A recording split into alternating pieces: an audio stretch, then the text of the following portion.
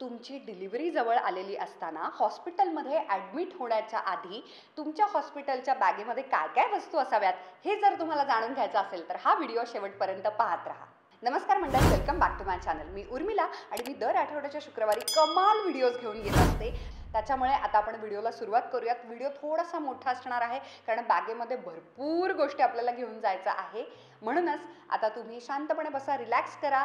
मी असं इमॅजिन करते की तुमचं पोट भरपूर वाढलं असेल आणि आता ॲडमिट होण्याची सगळी जी तयारी आहे ती सगळी तुमची झाली असेल. त्यामुळे तुम्ही हा व्हिडिओ बघत असाल तर वही पेन घ्या आणि आपण आता सुरू करूयात. तुमची बॅग भरण्याच्या आधीच मला हा महत्त्वाचा मुद्दा सांगायचा आहे की बॅग कधी भरावी. किमान तुमच्या डिलिव्हरी डेट जी अंदाजे दिलेली असते त्याच्यामुळे साधारण डिलिव्हरीचा आठवडा दिलेला असतो की या साधारण तारखांच्या दरम्यान तुमची डिलिव्हरी होईल. म्हणून किमान या तारखेच्या 2 महिने आधी बॅग भरायची. तुम्ही म्हणाल एवढ्या आधी का बॅग भरून ठेवायची? तर त्याचं कारण असं की तुम्हाला कोणत्याही क्षणी तुम्ही प्रिपेअर्ड असायला हवं. देव न करो तुमची आधी डिलिव्हरी झाली, खूपच आधी, तरीसुद्धा तुम्ही तुमच्या बाजूनं प्रिपेअर्ड असाल आणि अजिबात घाबरायची काही गरज नाही.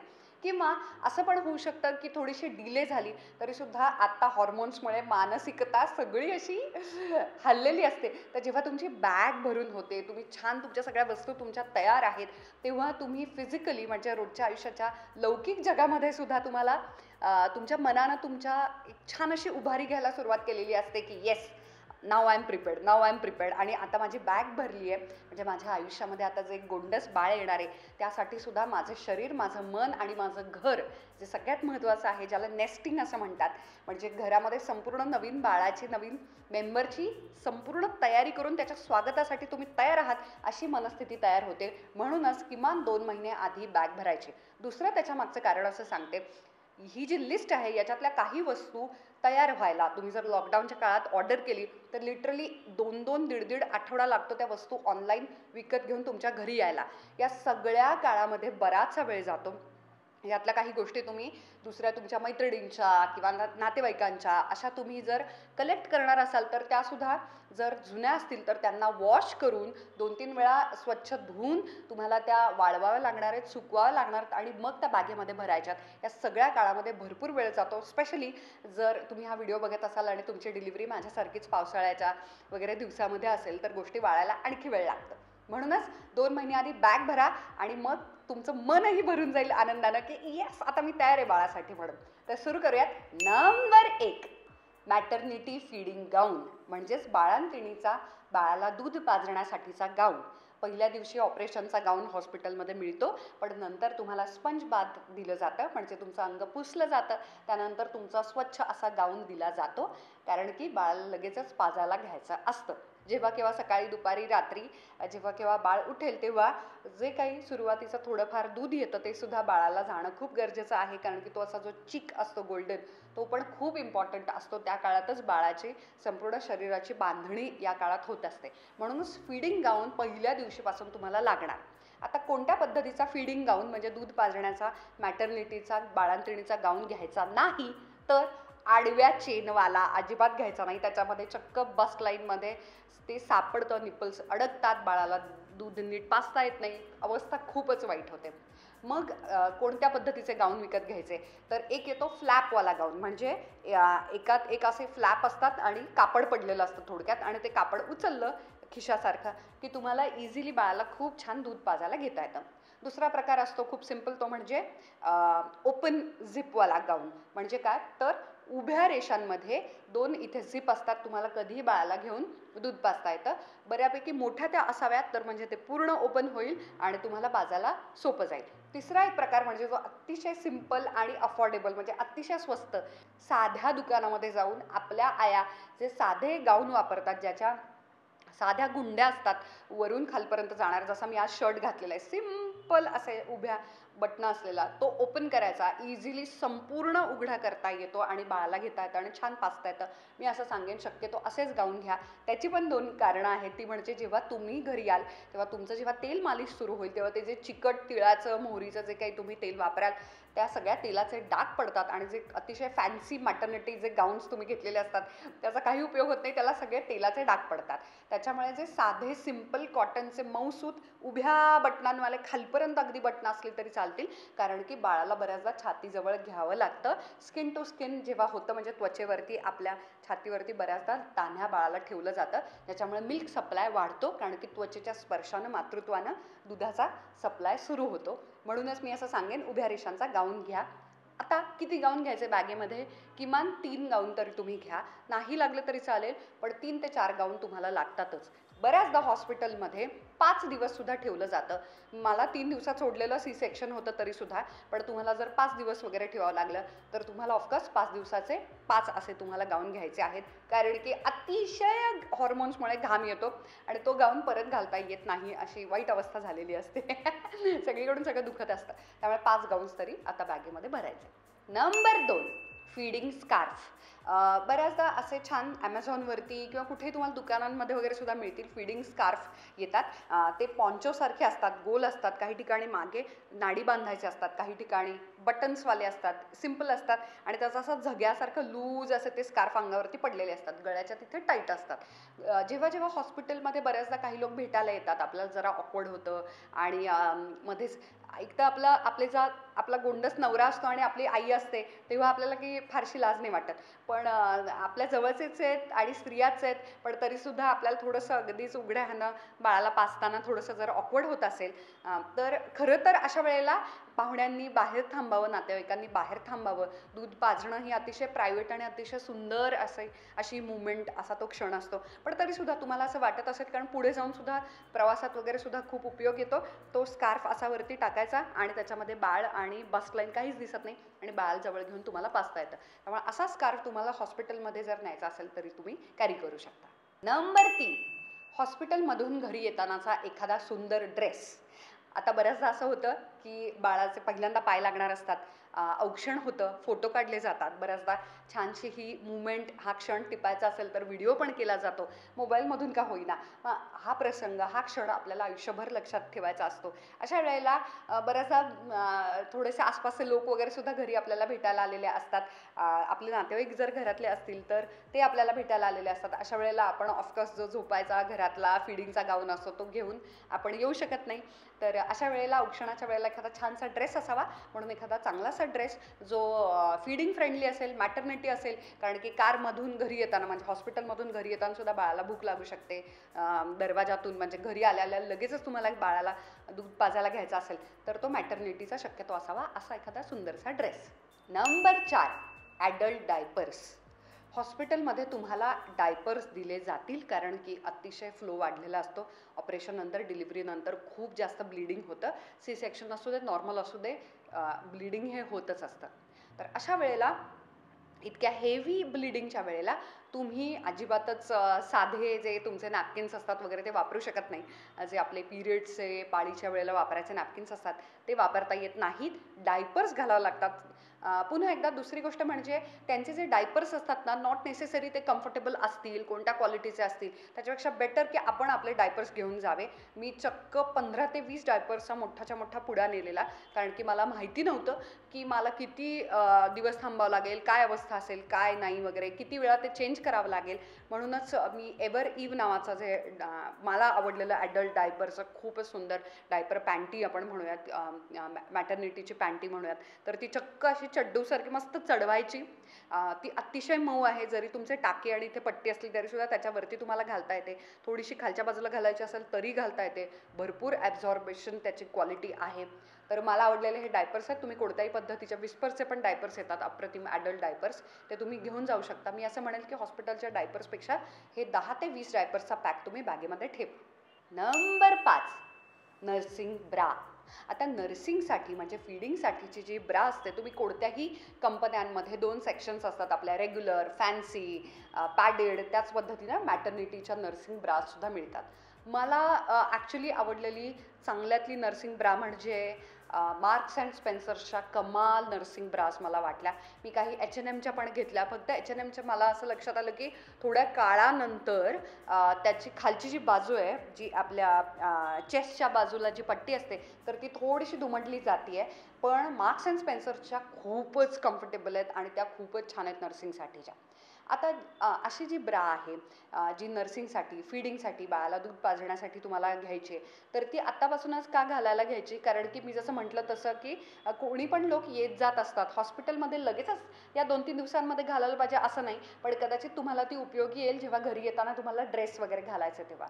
दुसरी गोष्ट अशी होते की बऱ्याचदा तुम्हाला जर जास्त फीडिंगमुळे किंवा जास्त दूध लवकर दूध सप्लाय सुरू झाला तर दूध गळायला पण सुरुवात होते. अशा वेळेला लिकेजच्या वेळेला जेव्हा तुमची ब्रा असते तेव्हा नॉट नेसेसरी तुम्हाला पॅड्स वगैरे घ्यायला पाहिजेत. त्या ब्रामध्ये सुद्धा छान मिल्कचं अब्झॉर्बेशन होतं आणि तुम्ही घरी जाईपर्यंत सुरक्षित राहू शकता. एकच गोष्ट पाळायची म्हणजे कधी पण अशा फ्लॅपवाल्या अर्धवट उघडणाऱ्या वगैरे ब्रास घ्यायच्या नाहीत. अशा काही मॅटर्निटी ब्रास असतात नर्सिंगसाठीच्या छान, की ज्या इथे हुक असतं आणि संपूर्ण निघतात खालपर्यंत. पूर्ण मोकळं तुम्हाला बाळाला छान घेऊन दूध पाजता येतं आणि संपूर्ण ती क्लिक हुक असतं तिथे ती बंद होते. कधी पण हाफ ओपनिंगवाल्या वगैरे घ्यायच्या नाहीत, संपूर्ण ओपनिंगवाल्या ब्रास घ्यायच्या. त्याच्यामुळे अशा पद्धतीच्या 2 आणि ते सुद्धा न्यूड कलरमध्ये स्किन टोनमधल्या 2 ब्रास तुम्ही टाकू शकता बॅगेमध्ये, जी तुम्हाला परत येताना घरी उपयोगी येईल. Number 6, अंगठ्यावाले socks. अंगठ्यावाले का? कारण की हॉस्पिटलमध्ये रूममध्ये स्लीपर दिली जाते किंवा तुमची स्लीपर असेल तर त्याच्यामध्ये तुम्हाला पाय घालायचा असतो. अशा वेळेला स्लीपरमध्ये तुम्ही सटकू नये, पडू नये, घसरू नये म्हणून तुम्हाला सॉक्स असायला हवेत जे अंगठ्यावाले हवेत. आता सॉक्सच का न्यायचा? कारण की अतिशय थंडी वाजते. डिलिव्हरीनंतर खूप खूप जास्त थकवा आलेला असतो. खूप सारे पेन किलर्स असतात. सलाईन वगैरे IV तुम्हाला लावलं असेल तर त्यांना सुद्धा खूप थंडी वाजते आणि मुळात सगळ्या गोष्टींमुळे थंडी वाजण्याचं मुख्य कारण म्हणजे अतिशय ब्लिडिंग होत असतं आणि अशा वेळेला टाके वगैरे असतील तरीसुद्धा खूप थंड खाली सतत गार असतं आणि हॉस्पिटलमध्ये सुद्धा क्लिनलीनेसमुळे सगळं ओलं असतं, सतत सगळं पुसून घेतलं जातं. साधारण सगळंच वातावरण बंद शेडमध्ये रूममध्ये हे थंडच असतं आणि आपल्याला खूप जास्त थंडी वाजते. अशा वेळेला तुम्हाला असं होऊ शकतं, बाळ रडत असतं, थकवा, की तुम्हाला झोपताच येत नाही थंडीमुळे, कुडकुडून तुम्हाला झोपता येत नाही. तर अशा वेळेला तुम्ही सॉक्स चढवलेत तर तुम्हाला छान झोप लागेल. त्यामुळे 2 सॉक्स हे 2 जोड म्हणजे हॉस्पिटलच्या बॅगेमध्ये टाकायला अजिबात विसरू नका. Number 7, towel. कारण की स्पंज बाथ जरी तुम्हाला दिला, गरम पाण्यानं छान त्या पुसून घेतात, तरी तुम्हाला तुमचा टॉवेल लागतो अंग पुसायला. तुम्ही ब्रश वगैरे जरी केलं, तोंड जरी धुतलं, पहिल्या दिवशी विश्रांती असली तरी दुसऱ्या दिवशीपासून शक्यतो ते तुम्हाला उद्युक्त करतात की तुम्ही तुमच्या पायावरती उभं राहावं. जरी टाके असतील तरीसुद्धा थोडंसं कॉरिडॉरमध्ये वगैरे चालायला लावतात, रूममध्ये सुद्धा चालायला लावतात. अशा वेळेला आपल्याला चालताना कुठे कुठे हात लागतो, हँडवॉश आपण करतो, तर आपल्याकडे टॉवेल असावा पुसण्यासाठी. आणि टॉवेल कुठेही तुम्ही कॉट वगैरे असते किंवा हॉस्पिटलमध्ये बऱ्याचदा वाळत घालण्यासाठीचे हुक्स पण देतात. अशा वेळेला तुम्ही तो ओला टॉवेल तिथे लटकवू शकता. तर एक टॉवेल घ्यायला काहीच हरकत नाही. Number 8, slippers. बऱ्याचदा काही हॉस्पिटल्समध्ये रूममध्ये घालण्यासाठीच्या स्लीपर्स दिल्या जातात. जर एखाद्या हॉस्पिटलमध्ये देत नसतील किंवा तुम्हाला तुमच्या स्लीपर्स ह्या कम्फर्टेबल असतील, प्रेग्नन्सीच्या दरम्यान तुम्ही मऊ चांगल्या क्वालिटीच्या चांगल्या कंपनीच्या स्लीपरमध्ये इन्व्हेस्टमेंट केली असेल तर त्या कॅरी बॅगमध्ये किंवा कोणत्या तरी बॅगेत टाकून तुमच्या हॉस्पिटलची जी बॅग असेल त्याच्यामध्ये टाकायला अजिबात विसरू नका. कारण की 4-5 दिवस तुम्ही तिथे राहणार आहात. तुमच्या बेडपासून तुम्हाला बाथरूममध्ये जायचं आहे, बाथरूमपासून काय बेसिनपाशी जायचं आहे, खायचं असेल, बाळाला घ्यायचं असेल, अशा वेळेला तुम्हाला व्यायामासाठी मी जसं म्हटलं की थोडंसं चालायला सांगतात नंतर सिस्टर्स. अशा वेळेला तुमच्या पायामध्ये फरशीवरती घसरू नये, पडू नये, थंडी वाजू नये म्हणून स्लीपर्स असाव्यात.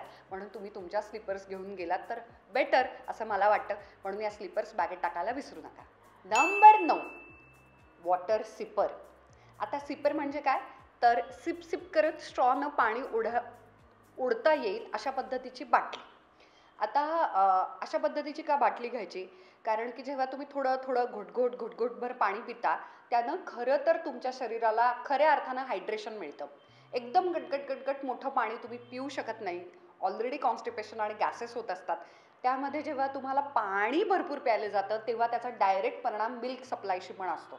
म्हणजे जेवढं तुम्ही पाणी प्याल, कारण शरीरातलं अचानक सगळं रक्त, पाणी, बाळ सगळं बाहेर आलेलं असतं आणि अवस्था ही अतिशय दयनीय झालेली असते. त्यात हॉर्मोन्समुळे तर आणखी वल्नरेबल आणि दयनीय वाटायला लागलेलं असतं. अशा वेळेला तुमच्या शरीरामध्ये जेव्हा पाणी जातं तुमचं छान पोषण होतं, तुमचं दूध भरपूर फुटतं आणि पाण्याचा मी जसं म्हटलं तसं की जेवढं भरपूर पाणी प्याल तेवढं भरपूर दूध येतं. त्यामुळे जर तुमची बॉडी डिहायड्रेट झाली असेल म्हणजे अंगामध्ये पाणीच नसेल तर तुम्हाला फक्त कॉन्स्टिपेशनच नाही होणार, कारण की शेवटी शी बनवायला पण पाणी लागतं शरीराला. त्याच पद्धतीनं दूध पण बनवायला दुधामध्ये 90% पाणीच असतं ॲक्च्युली. त्याच्यामुळे तुम्हाला पाणी पिण्याची खूप गरज असते. तुम्ही बेड रिडन असता, कॉटवरती असता, जागरणं झालेली असतात, बाळ असतं हॉस्पिटलमध्ये किंवा घरी आल्यानंतर सुद्धा अशा वेळेला तुमच्या उशाशी माझ्या उशाशी सतत एक पाण्याची मोठीच्या मोठी वॉटर सिपर असतं. एवढं मोठं तुम्ही हॉस्पिटलमध्ये नेण्याची गरज नाही. छोटेसे जे येतात ना म्हणजे स्टारबक्सचे वगैरे सिपर्स कसे असतात तशा पद्धतीचं, किंवा चक्क लहान मुलांच्या दुकानामध्ये जाऊन त्यांचं जे वॉटर सिपर येतं त्याच्यातला मोठा भाऊ द्या म्हणायचं त्या बाटलीचा, आणि त्याला स्ट्रॉ असेल तर सिप सिप सिप करत ठेवलं तुमच्या उशापाशी गळणार नाही. कुणाला सतत मागण्याची गरज नाही. सकाळी किंवा दुपारी 2-3 तासांनी ती पूर्ण भरली, तुम्ही हळूहळू पीत पीत पीत सतत तुम्हाला भरपूर पाणी तुमच्या पोटात जाईल. आणि मी जसं म्हटलं तसं की नंतर बद्धकोष्ठता किंवा दूध लवकर फुटणे वगैरे ह्या सगळ्या गोष्टींसाठी खूप मदत होईल. तुम्ही मला नंतर थँक्यू म्हणाल, पण पहिलं पाणी प्या आणि पाण्याचं प्रमाण वाढवा. नंबर 10, सी पिलो. आता तुम्हाला यू पिलो माहिती असेल, जी प्रेग्नन्सीच्या दरम्यान वापरायची असते, की ज्याच्यामुळे खूप छान झोप लागते, 2 पायांच्या मध्ये पकडता येते. बाळाला म्हणजे पोटामध्ये बाळ असताना कुठल्याही एका अंगावरती आरामात झोपता येतं. अगदी त्याच पद्धतीनं सी पिलो असते. तर सी पिलो तुमच्या पोटाच्या भोवती अशी ती ठेवायची असते, म्हणजे असा अडकवल्यासारखा. तसा तो यूच असतो खरं तर, फक्त छोटा यू म्हणूयात म्हणजे सी. तर सी आकाराची ही जी पिलो किंवा उशी आहे ती इथे ठेवण्यानं काय होतं, तुम्ही मांडी घालून बसा, पाय पसरून बसा, बाळाला त्याच्यावरती ठेवता येतं आणि अतिशय सोप्या पद्धतीनं ते तुमच्या अतिशय जवळ आल्यामुळे तुम्हाला वाकावं लागत नाही आणि खूप छान बाळाला दूध पाजता येतं. त्यासाठी ती खूप उपयोगी येते. तर मी असं सांगेन, एका चांगल्या सी पिलोमध्ये तुम्ही नक्की इन्व्हेस्टमेंट करा आणि ती हॉस्पिटलच्या बॅगेमध्ये बसणार नाही, पण तुमच्या हातामध्ये, कारण ती मोठी असते ना, तर ती बॅगेत कोंबता येत नाही, बसवता येत नाही, तर ती वेगळी तुम्ही घेऊन जा आणि तिथे तुमच्या बाजूला ठेवा. बऱ्याचदा असं वळताना वगैरे काही दुखत असेल, घरातल्या कुठल्या मेंबरनं उशी घेतली नसेल डोक्याच्या खाली किंवा कुठेतरी, तर त्यांनाही वापरता येते जर तुम्हाला फिडिंगला उपयोगी नाही आली तरी. पण असे गुबगुबीत सी पिलो, सी आकाराची पिलो ही घ्यायला काहीच हरकत नाही आणि ती हॉस्पिटलला जाताना नक्की घ्यायची. Number 11, breast pads. आता खरं सांगायचं तर ब्रेस्ट पॅड्स म्हणजे अतिशय छोट्याशा असे पॅड्स येतात मऊ, की जे तुम्ही तुमच्या ब्रामध्ये घालून ठेवायचे. जेव्हा दूध फुटतं, लीक व्हायला लागतं, तेव्हा ते ऑफकोर्स तुमच्या ब्रामधून तुमच्या टॉपला, ड्रेसला, गाऊनला लागू नये आणि डाग पडू नये, स्पेशल तुम्ही बाहेर जाता तेव्हा. आता याच्यामध्ये गंमत अशी ना, हे फार कमी वेळेला लागतं. जरी तुम्हाला भरपूर मिल्क सप्लाय असला तरीसुद्धा ब्रेस्ट पॅड्सचा तेवढासा उपयोग होत नाही, कारण की जनरली मॅटर्निटीचे जे ब्राज असतात त्याच्यामध्ये स्वतःचं पॅडिंग येतं. त्याच्यामुळे हे जे पॅड्स असतात ते अगदी क्वचित उपयोगी येतात. जर तुम्हाला घ्यायचेच असतील तर एखादा पॅक वगैरे घ्या, म्हणजे लिटरली एक पॅक, की जो अतिशय सुरुवातीच्या काळामध्ये वगैरे कधीतरी किंवा बऱ्याचसा बाळाची आठवण आल्यानंतर, बाळ रडू लागल्यानंतर किंवा ते टायमिंग असतं, तर तेव्हा एक असा पॉईंट असतो की जिथे भरपूर दूध फुटायला लागतं, तर तेव्हा क्वचितच असं व्हायला लागतं की इतकं इतकं दूध फुटलं की ते तुमच्या ब्रामधून टॉपमध्ये वगैरे पण दिसायला लागल्यावर तुम्ही नेमके बाहेर आहात. तर अशा वेळेला अगदी क्वचित 2-3 प्रसंगांना ते उपयोगी येतं. जर तुमच्या मैत्रिणीकडे वगैरे किंवा आसपास कुठलं जर असेल, किंवा मित्र असं म्हणेन की जर तुमच्याकडे ते जे मऊ पॅड्स येतात की ज्याच्यामध्ये आपण ब्लाऊज शिवण्याच्या आधी शिवताना ते घालतो, जर ते असतील तरीसुद्धा ते उपयोगी येतात. खूप काही वेगळे त्याच्यामध्ये पैसे गुंतवण्याची गरज नाही. कुणाचे असतील तर त्यांचे घ्या, छान वॉश करा आणि तात्पुरत्या काही ह्या 2-4 प्रसंगांसाठी वापरा. जर तुम्हाला घेऊनच जायचं असेल तर हॉस्पिटलच्या बॅगमध्ये तुम्ही घेऊन जाऊ शकता, पण खरं तर त्या पॅड्सचा उपयोग हा नंतर घरी आल्यानंतर होतो. नंबर 12, आता आपण टॉयलेटरी म्हणजे बाथरूमचा पाऊच भरणार आहोत. तर या पाऊचमध्ये काय काय असावं तुम्ही लिहून घेऊ शकता. Number 1, lip balm. बाळा दूध पाजून पाजून शरीरामध्ये पाणी राहत नाही, ओठ अतिशय कोरडे पडतात आणि कोरड्या ओठांची सालं निघायला लागतात, ड्राय सगळं होऊन जातं. त्याच्यामुळे घरी आल्यानंतर सुद्धा तुमच्या बेडच्या उशापाशी सुद्धा तुम्ही लिप बाम छोटंसं ठेवा. जे तुम्हाला लिप बाम आवडत असेल ते, चॅपस्टिक असेल तर चॅपस्टिक हॉस्पिटलमध्ये सुद्धा घेऊन जा. ड्रायनेस वाढलेला असतो, झोपताना वगैरे लावलं की बरं वाटतं. दुसरं, तुमचा टूथब्रश. तुमचा कम्फर्टेबल असा कोणता पण टूथब्रश, कारण तिथे ब्रश करायचा नेक्स्ट डेपासून तुम्हाला अंघोळ, ब्रश वगैरे सगळं आहे. तिसरा, टूथपेस्ट. आपली टूथपेस्ट वापरली की बरं वाटतं. बऱ्याचदा नवीन टूथपेस्ट आली की तोंडाला अल्सर वगैरे होण्याची शक्यता असते. ऑलरेडी हीट असते, औषधं चालू असतात, गोळ्या औषधं असतात. त्याच्यामुळे तुम्ही तुमचा ब्रश आणि तुमचं टूथपेस्ट तुमच्या आवडीची घेतलीत की कम्फर्ट मिळतो. चौथी गोष्ट जी तुम्हाला या पाऊचमध्ये, बाथरूमच्या टॉयलेटरी पाऊचमध्ये ठेवायची आहे, ती म्हणजे केसांचा रबर. केस जेव्हा विस्कटतात आणि तेव्हा बाळ असतं, सलाईन लावलेले असते, सगळं पाईप असतो, ते सगळं मेडिकल, ते बेड असतं हॉस्पिटलमधलं, अशा सगळ्या अवस्थेमध्ये जेव्हा तुमचे केस मध्ये मध्ये येतात, ते बाळाला लागतात, सगळी अवस्था अशी इतकी भयानक झालेली असते, डिस्कम्फर्ट लेवल अशी पीक लागलेली असते. तेव्हा जर तुमचे केस लांब असतील, पटकन एखादा तुमचा केसांचा रबर तुम्ही तिथे लावलात, छोटीशी गोष्ट आहे पण ती खूप लागणारी गोष्ट असते, तर तेव्हा तुम्हाला बाळाला दूध पाजताना सुरुवातीच्या काळात स्पेशली हे सोपं जातं. त्यामुळे अंघोळीला जाताना वगैरे सुद्धा केस बांधायचे असतील तेव्हा केसांचा रबर ही छोटी गोष्ट आहे, ती आपली टाकायची विसरून जाते, तर ती हॉस्पिटलला जाताना ॲडमिट होण्याच्या आधी टाकायला विसरू नका. पुढच्या 2 गोष्टी ज्या या बाथरूमच्या टॉयलेटरी पाऊचमध्ये असाव्यात त्या म्हणजे अंगाचा साबण. कोणता पण तुम्ही सिंपल साबण घ्या, खरखरीत कुठला तरी लुफा वगैरे एवढं सगळं घेण्याची गरज नाही. सिंपल छोटासा साबण घ्या जो तुम्हाला पकडता येईल. हॉर्मोन्समुळे, ब्रेस्ट फीडिंग आणि या सगळ्याच्यामुळे आपल्याला जसं पिरियडच्या वेळेला वेगळ्या पद्धतीचा घाम येतो, तसा ऑपरेशन आणि या सगळ्यानंतर आपल्याला वेगळ्या पद्धतीचा घाम येतो. असं लक्षात यायला लागतं की जास्त घाम येतोय, बऱ्याचदा जास्त अंगाचा वास पण यायला लागतो, कारण दूध असतं, सगळ्या गोष्टी खूप सगळीकडून चालू असतात.